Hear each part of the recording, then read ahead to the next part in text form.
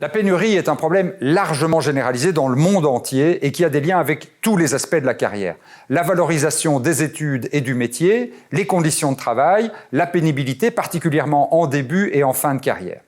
Ensemble, avec tous les acteurs de l'enseignement, nous devons trouver des solutions pour résoudre la pénurie. Concrètement, il est nécessaire de mieux accompagner les jeunes profs et de les faire entrer dans le métier plus en douceur. Une partie de la charge horaire pourrait ainsi être consacrée à du co-enseignement, à des moments de tutorat, à la préparation des cours. Il faut aussi davantage développer les aspects collectifs du métier d'enseignant. L'enseignant est parfois trop seul face à sa classe, ce qui peut être mal vécu. Le co-enseignement, les plateformes d'échange pédagogique, les dynamiques collaboratives au sein des établissements permettent de collectiviser davantage le travail et de valoriser chaque enseignant dans ce qu'il fait de mieux. Il faut encore aménager les fins de carrière tout en maintenant intégralement le mécanisme de DPPR. Et il faut ouvrir davantage le métier aux enseignants de seconde carrière, des personnes en reconversion professionnelle. Ça suppose des aménagements pour qu'ils puissent suivre les cours nécessaires à l'obtention de leur titre pédagogique et bien sûr une reconnaissance de l'ancienneté pécuniaire. Pour pallier la pénurie, il faut d'abord attirer les jeunes talents. Et pour ça, il faut redorer, revaloriser la profession. Il faut aussi attirer les personnes qui ont suivi une autre carrière, qui travaillent par exemple dans le privé et qui auraient envie de se former à l'enseignement. Et donc pour cela, il faut accroître le nombre de possibilités de formation à horaire décalé, ou bien fluidifier par exemple le parcours d'agrégation, mais aussi il faut valoriser les acquis d'expérience ailleurs et l'ancienneté, comme ça se fait par exemple en Flandre.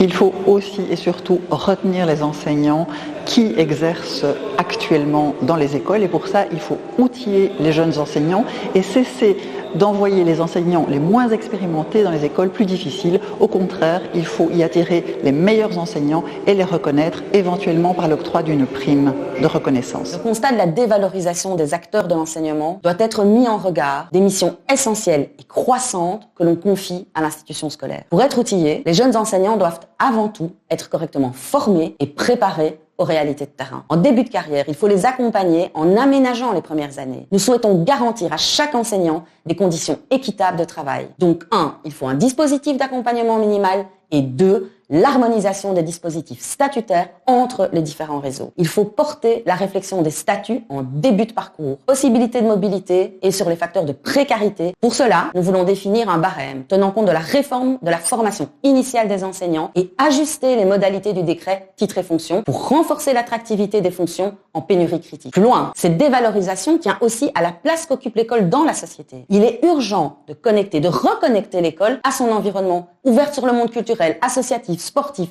Elle sera mieux outillée pour aborder les problématiques comme le harcèlement, les violences scolaires, les inégalités qui déstabilisent ou sabotent le travail des jeunes enseignants. Beaucoup d'enseignants ne se sentent pas reconnus.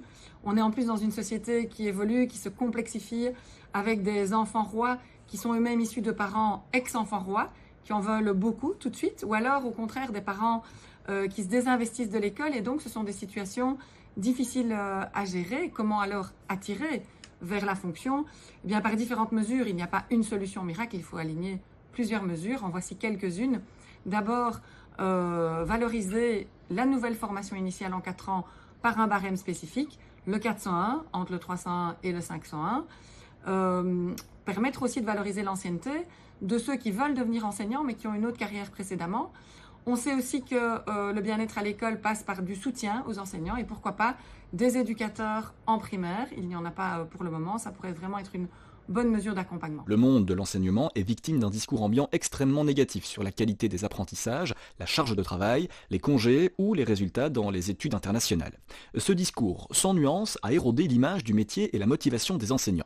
La réforme de la formation initiale des enseignants poursuit l'objectif de mieux les former à la responsabilité et aux réalités qui les attendent. La formation initiale doit également les aider à détecter plus tôt et plus rapidement les difficultés d'apprentissage et à gérer leur classe. Nous proposons d'organiser la 4e année en alternance et de rémunérer les étudiants enseignants. Le MR met aussi l'accent sur la revalorisation salariale du métier, reconnaissant ainsi l'importance des enseignants dans la société. Nous voulons aussi protéger les enseignants contre le harcèlement et toute forme de violence à leur égard.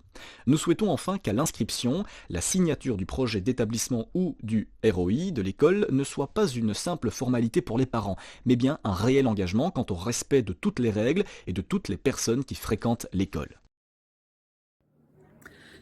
Pour attirer et retenir les enseignants, les 2 points évoqués dans les questions précédentes, c'est-à-dire la taille des classes et le pool, sont déjà pour nous une vraie réponse. Mais j'ajouterais qu'il faudra quand même aussi penser à l'aspect salarial. Ça fait plus de 10 ans qu'il n'y a pas eu de revalorisation barémique et donc franchement, il est temps d'y penser. Il faudra notamment un vrai barème 401 pour les enseignants qui auront été formés en 4 ans. Et puis surtout, il ne faut pas faire fuir les profs. Ils ont besoin de confiance. C'est tout le contraire du décret évaluation-sanction qui a été voté récemment. Pour le PTB, ce décret, c'est un point de rupture. La partie sanction du décret doit être abrogée.